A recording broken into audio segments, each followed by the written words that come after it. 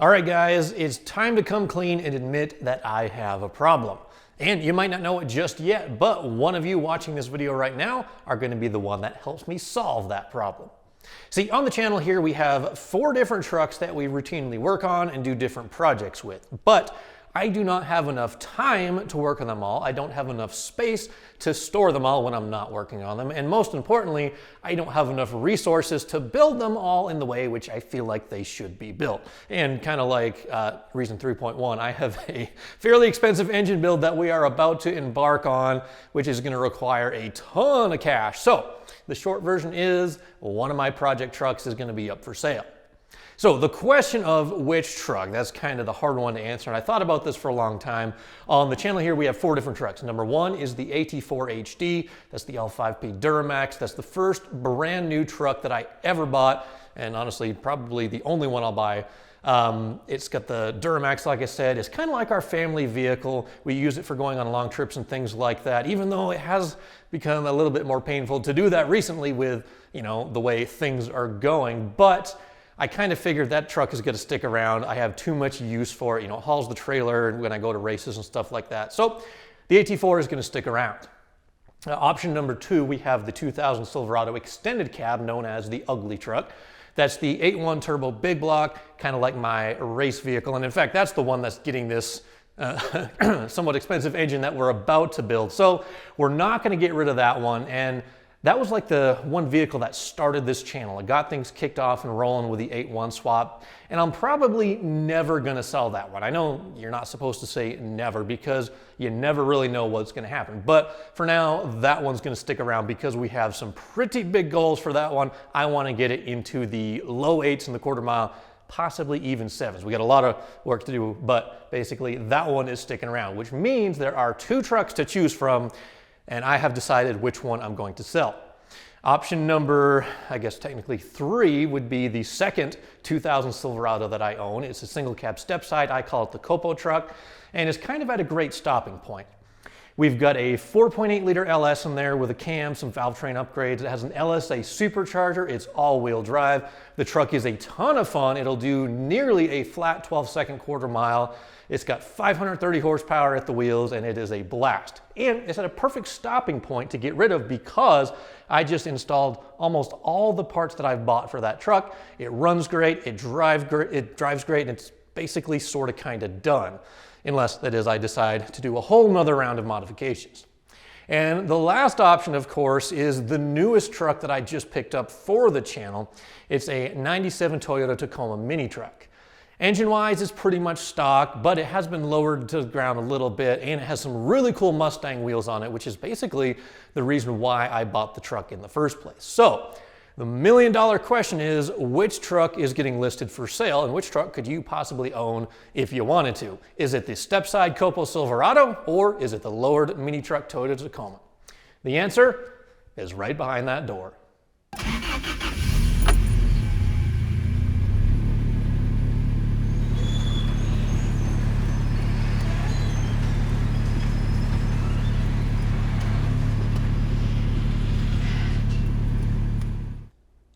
So if you guessed the Tacoma is the truck that we're selling, then you win a lollipop because this truck has got to go.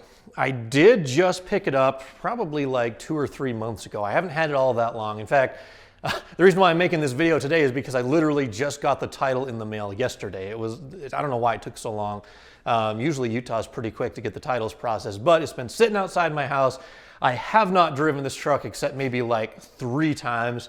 And there's nothing wrong with it, it just is not for me, so it's time to let it go. Now, when I bought the truck, there were a couple of reasons why it caught my attention. Number 1, I thought it just kind of looked cool. It's got these 17-inch Mustang wheels on it. It has a nice low stance and just kind of brings back, you know, those old mini trucking days. Like, I really like the overall vibe of this truck, but there's a lot of things I don't like. Like the color is kind of this odd silvery blue, which just doesn't do it for me. It's got this window tint on it, which is like an odd chrome color. I don't love that at all. I was gonna plan on redoing it with just a traditional, you know, dark window tint. It's got a 4-cylinder under the hood, which I don't know which model number it is. It is a 2.4 liter 4-cylinder, 5-speed manual trans. No idea on the gear ratio on this. One of the reasons why I probably should consider keeping and building this truck is because of its weight.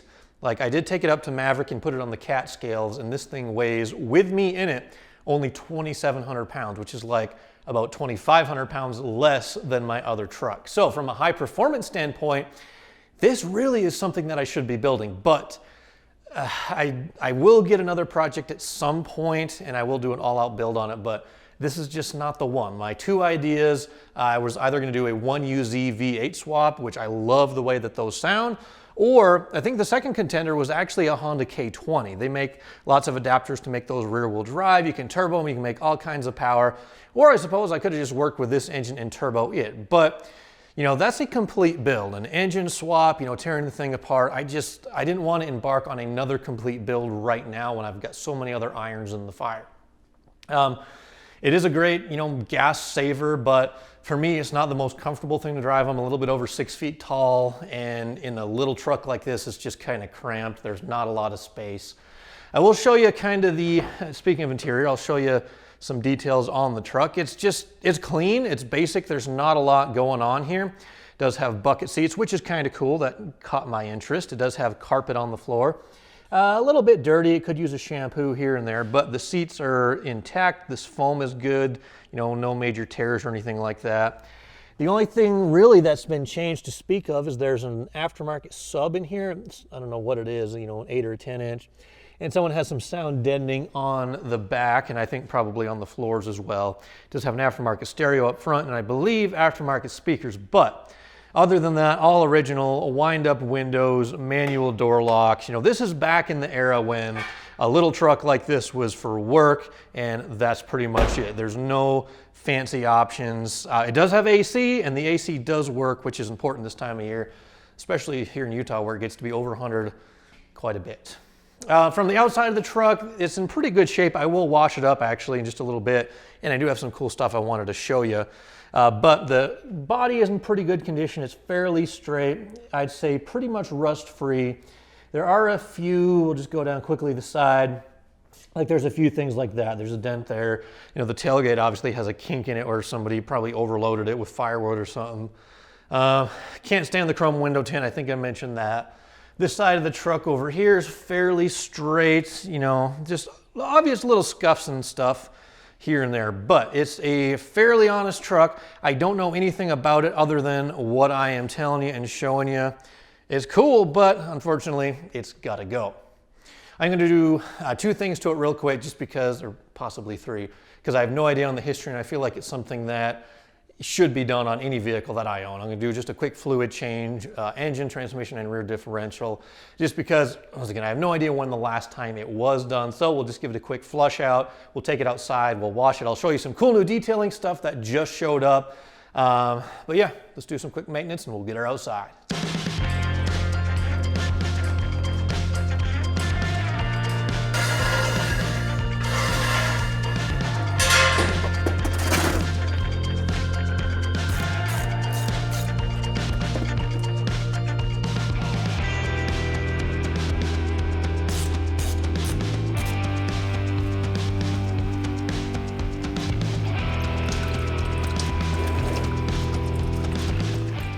It's like the worst design ever. You put an oil filter right on top of a cross member.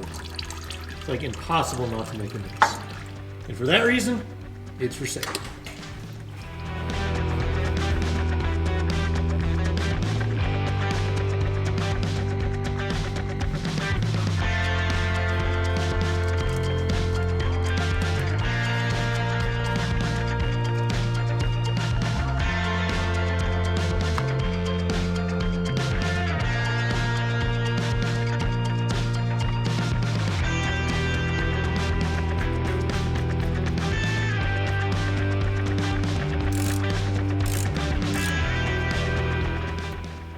Well, this fluid's actually really clean, so probably did not need to be changed. But, oh well, top her off anyway.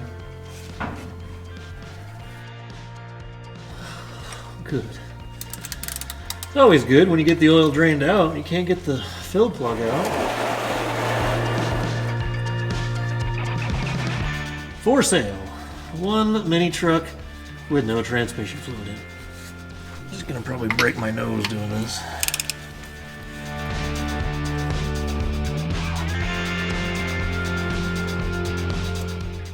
Jeez. Evidently, the Hulk must have tightened that up at Jiffy Lube.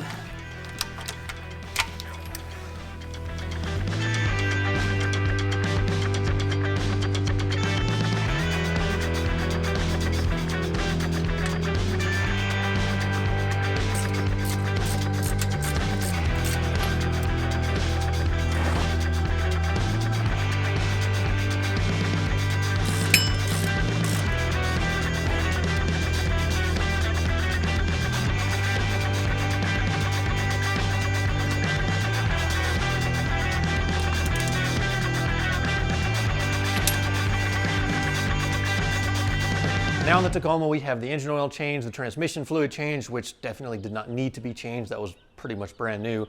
And the rear differential, I'm glad I did that one because it definitely looked overdue. But I'll go over the rest of the details on the truck in just a second. That sun is really bright. But first, I wanted to talk to you guys about some detailing products that were sent my way. This is not a paid sponsorship or anything like that, but I actually had a local business reach out. They're called COPO Performance. They're from Logan, Utah, and they sell car detailing supplies. And it was kind of funny the way that this worked out because a couple weeks back, I was actually washing the Ugly Truck, which is kind of ironic because it doesn't really need to be washed, but I've got those new wheels on there and they had a ton of brake dust on the back because those new pads that I put on, I think they're the metallic kind and they definitely get the wheels dirty. So I was thinking to myself, like, I need to get some wheel cleaner. And it was so weird because it was like the same exact day. The guys at COPO Performance reached out and they said, hey, we'd love for you to try out some of our detailing stuff. Now, I don't think I'm like the most qualified detailer like at all, but I said, hey, why not? Because they do happen to have wheel cleaner and a few other things. So I'm just gonna wash the truck. I'm gonna show you what they sent and give you my probably unqualified opinion on how the stuff works. But anyway, they sent me two different types of microfiber. They said these are pretty much the same kind of thing, but they are sewn so they don't have that seam on the outside, which is kind of annoying if you're doing any polishing or stuff like that. This one I'm interested to try because it's a drying towel, and normally I just use like one of those leather kind of chamois towel things that have been around for ages. So I'm curious to see how this does. And then they sent me 3 cleaning products. They sent car soap, which I've got loaded up in my detailer's special Home Depot bucket, some ceramic detailer, and then finally the one that I really wanted to try out, wheel cleaner. So those are the products. The company is called COPO Performance.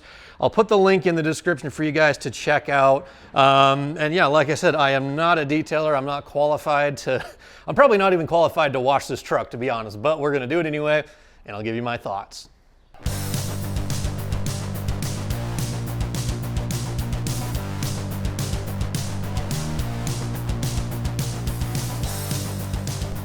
So I'm not sure on the wheel cleaner if you're, it doesn't say, but I'm not sure if you're supposed to do this with the wheels dry or wet. So I'll do, this one's a little bit, I guess I'll just kind of do this for now. So just spray it on and let it sit a minute and rinse it out. So these wheels are, there we go. These wheels are a little on the dirty side. I haven't even actually washed this truck since I've owned it, which is kind of embarrassing, but spray it on, let it sit and rinse it out.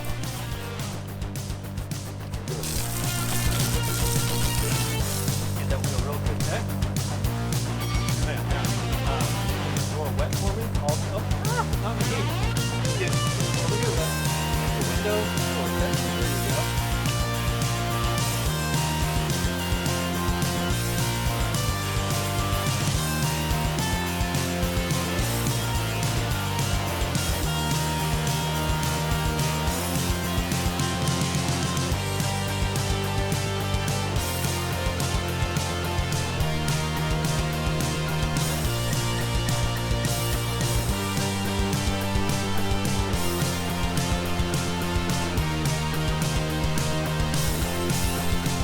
All right, so my impression so far of the COPO Performance stuff, the towel, definitely like it. It's a good size, it absorbs a ton of water, and it seems like it's a little bit easier on the paint than like those chamois towels. To me, a chamois towel always seems like it kind of grips the paint, where this kind of slides right over. So this is pretty awesome.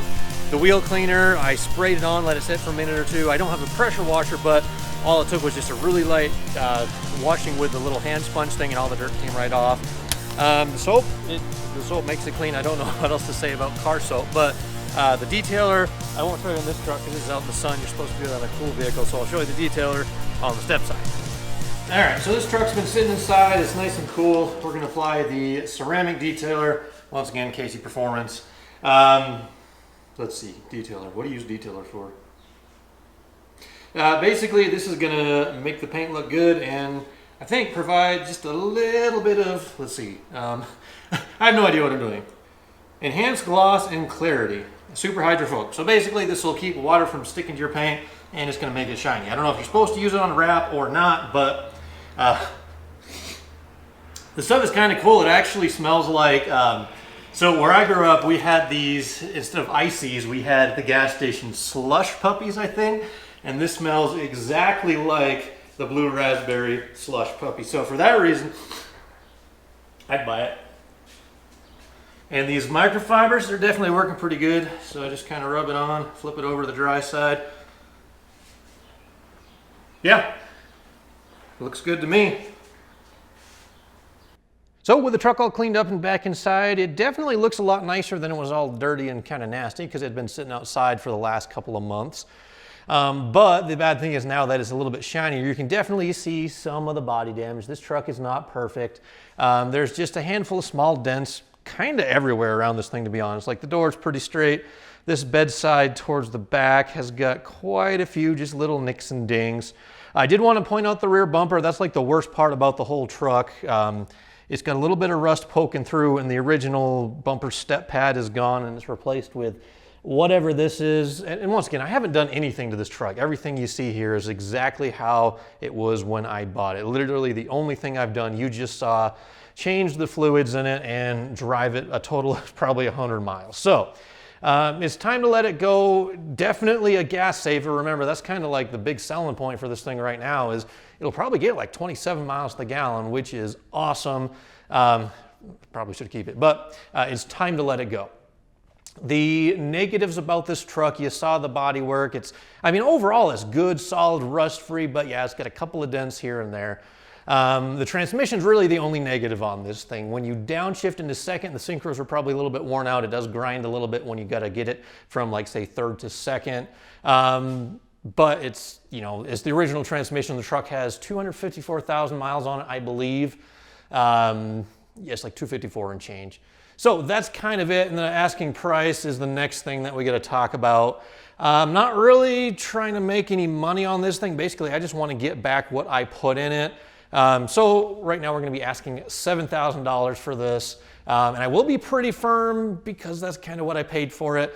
I have no idea what these trucks are worth, to be honest. It may be more and it might be less. I'll be straight up with you guys. I don't know what KBB would say this truck is worth, but $7,000 is the asking price. It's got good tires on it. It has a cool stance. It's a nice looking mini truck. And you could buy this thing, you could just drive it, you could commute it, you could turn it into like a bagged show truck, you could make a drift truck. I don't know, you could build it the way that I was gonna, put a 2JZ or put a 1UZ or put a Honda K20. There's all kinds of different options and directions that you could go with this truck. Or you could just change the tint on it and drive it. Because like I said, that's the one thing I cannot stand about the look of this thing is that crazy kind of chrome tint.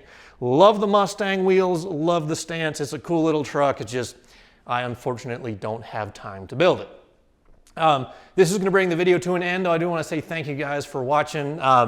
Once again, I know this is not like the most exciting video in the world, but I'm trying to make room for the project that is just about here. And I know I've been saying this for weeks and weeks and weeks at a time, but I got a message from Hank the other day. My 547 is crated up and we are waiting for the shipping company to pick it up and bring it to my house here in Utah. And let's see, we're June 15th right now. So we got half of June, half of July, half of August. Let's see, 3.5 months until race week. So I got a lot of work to do on the ugly truck. I'm really excited about this and I just don't have time to focus on the Tacoma.